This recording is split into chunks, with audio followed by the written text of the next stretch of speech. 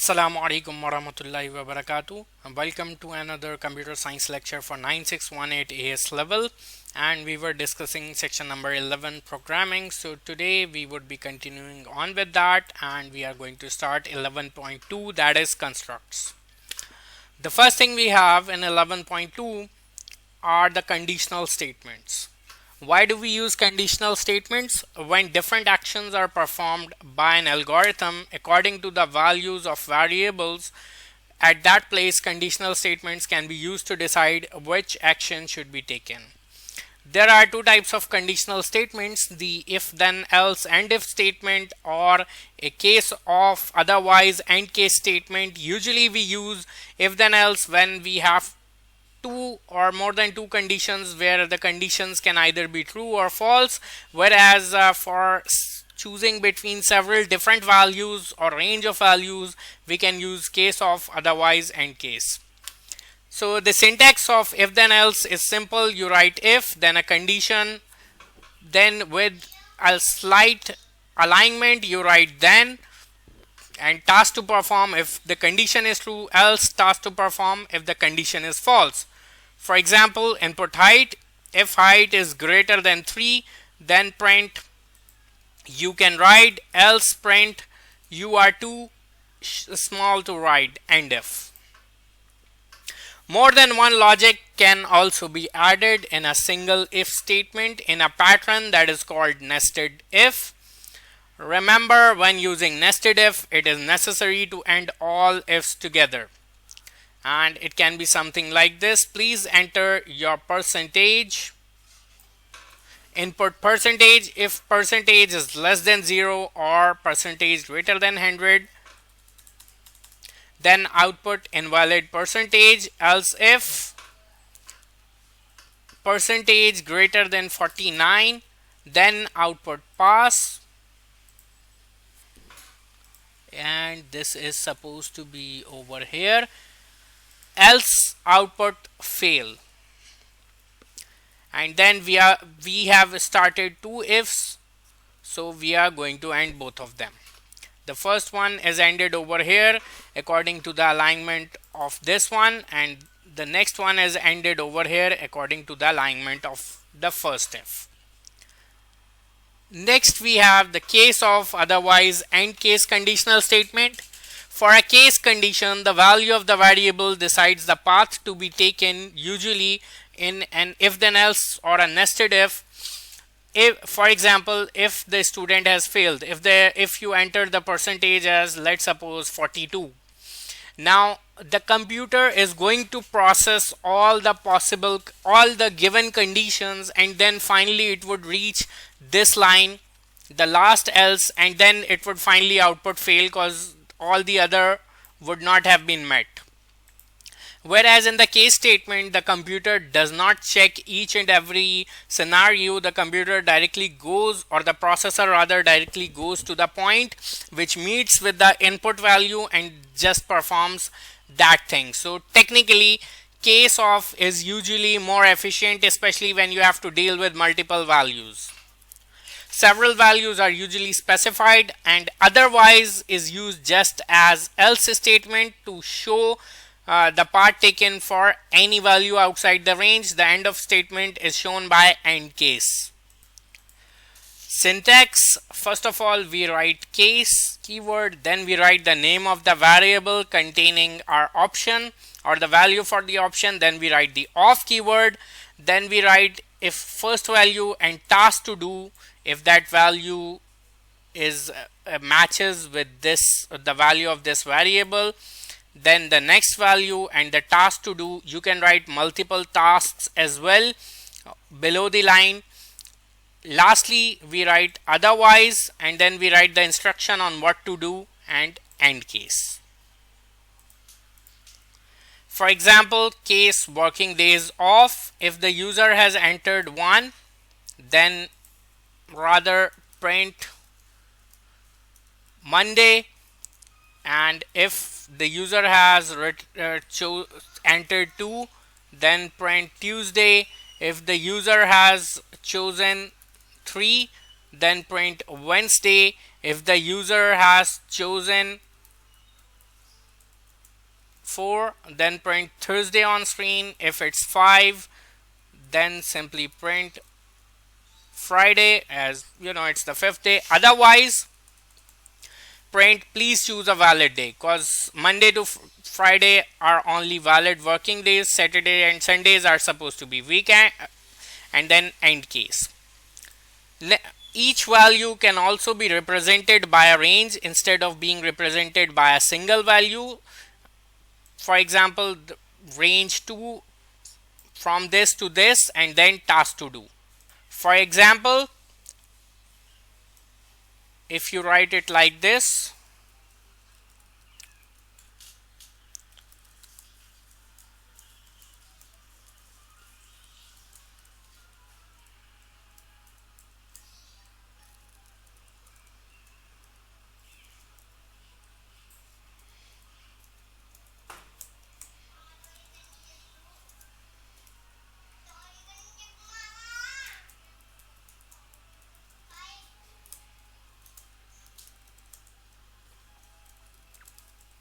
something like this. If this variable working days contain a number between 1 and 5, including 1 and 5, then what would be printed on screen? Weekday.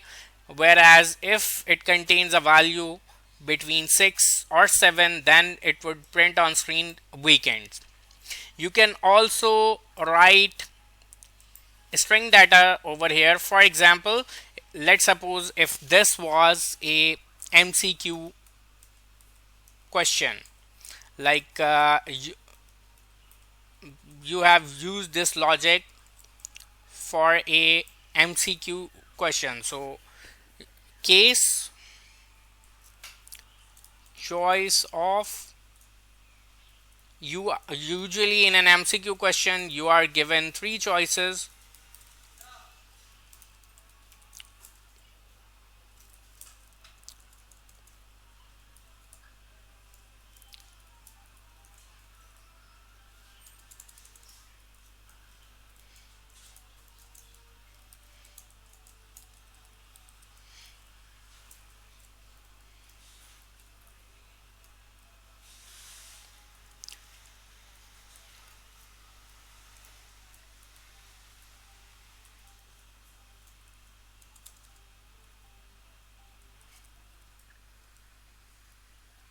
So something like this can be used if you have a string variable. If this variable you're using is a string, if you want the case statement to work on string data, then simply enclose it in quotation marks and that's it. Everything else remains the same. The next programming construct we would be talking about in this section is loops or iterations or repetitions. They are used when the same task is to be performed multiple times or more than one times. Basically, if you want to repeat the whole of your program or a part of your program, at that point we use loops. There are 3 different types of looping structures in pseudocode. The first one is the for to next loop, which is used if we are given a set number of repetitions. When the logic needs to be repeated until a condition is met that is completed at least once, for that type of situation where you want the loop to run at least one time and then you want it to continue running unless and until a specific condition occurs, for example 0 is entered, -1 is entered, or and so on, then we write a repeat until loop. A repetition where the number of repeats is not known, that may never be completed and it only stops when the given condition is met. At that time, or in such situations, we use the while, do and while loop. Just remember this, all types of loops can perform absolutely same tasks. So it's technically your choice. Basically, if you are told in the question that how many times you have to repeat it, for example you are told you have to input data for 1800 students, or you are told that you need to do something 500 times or something like that, then obviously for that as well you can use any of these loops, but a for loop would be best suited because you know how many times, you know exactly how many times you need to run the loop, no less, no more. But if you are not being told how many times the loop has to run, then you have a better choice. You can go with either repeat until or while loop, because basically they both would perform in any task in a, well, I should not say same, but in very similar manner. The only difference would be that a repeat loop would check the condition at the end and the while loop would check the condition in the beginning.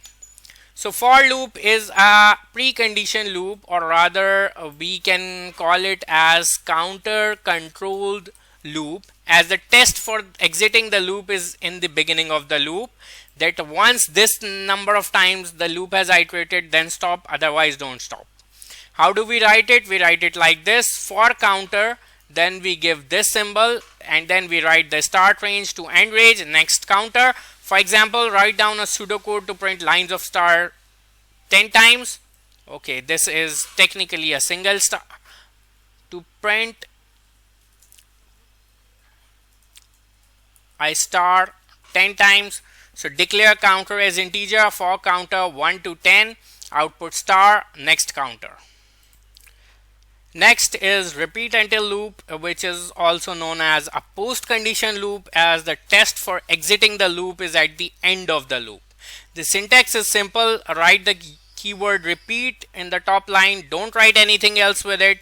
Then in the next line or in the next few lines, write the task to be performed, and then at the end write the until keyword and give your condition. For example, if we are taking the same code, if we are given to write the same pseudocode, but this time we are using a different looping structure. As you know, like I told you, all loops can be used to perform same tasks. Repeat, then we write output static, counter equals to counter plus 1 until counter is greater than 9. When coding a post condition loop, there must be a statement within the loop that will at some point change the end conditions to true, otherwise the loop will execute forever.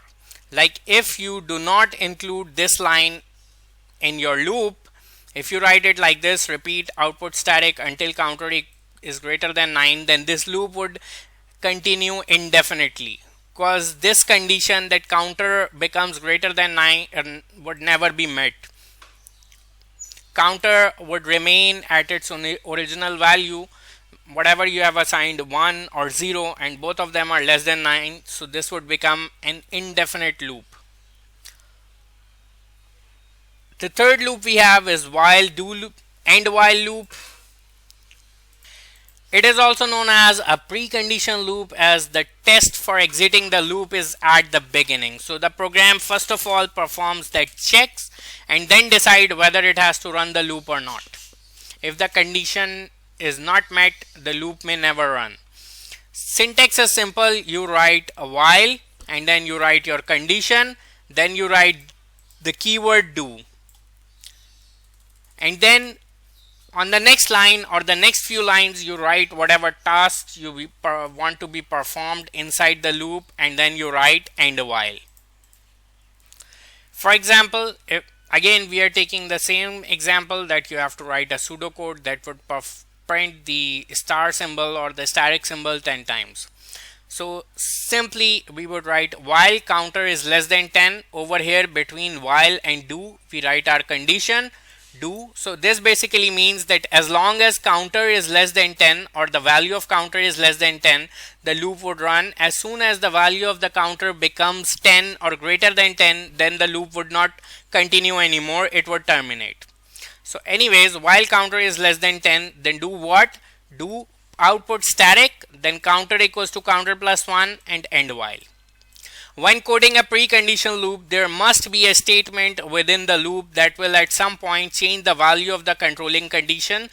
Just as the repeat loop, if you do not include this line in the loop, it would run indefinitely, because the value of counter would remain at 0 or 1 or whatever its initial value, and the loop would run indefinitely. But if you include this line, then obviously it would continue on until less and until the value of counter becomes 10.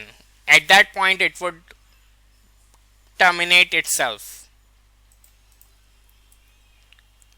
Why a loop is better justified in a given situation or condition. If you know how many times the loop has to run, then you need to, or how many times around the loop you need to go when the program execution gets to the looping statement, use a count controlled loop, or in simple terms use a for loop. If the termination of the loop depends on some condition determined by what happens within the loop, then use a post conditional loop or a post condition loop. A precondition loop has the added benefit that the loop may not be entered at all if the condition does not require it. Or you can simply say that basically you can use the second rule for both of the conditional loops, either repeat or either while. However, personally I would prefer repeat loop for over here, and if you don't want your loop to run unnecessarily and only run if the condition is right, then go for while loop. Again, at times using a looping structure is more of a personal preference instead of having additional benefits. So when you're writing your answer, your pseudocodes in paper 2, keep this point in your mind that you don't always have to worry about which loop is best in this scenario. You can apply your personal preferences or personal choices as well. These 3 points are just hints for when and if the examiner may ask that why you have used a certain looping structure rather than something else. So at that point you can use these logics to write your answer for 1 or 2 mark. And that's everything you need to know in section 11.2. I'll see you guys in the next lecture. Till then, stay tuned, and if you want a hard copy of these notes, then you can order the AS study pack from the form link is given in the description below. Or if you need a study pack for O-levels or IGCSE computer science, or if you need proper revision notes or study notes for physics, O-levels or IGCSE, then the form is right below in the description. Click on it and place your order. Lastly, if you have not subscribed to my channel and you are a new viewer, please do so. Please subscribe and share it with your friends as well. I'll see you guys in the next lecture. Take care. Allah Hafiz. Oh, and one thing, if you have any problems or confusions, or if you have not understood anything in this lecture, then kindly do let me know in the comments. I'll definitely get back to you. Allah Hafiz.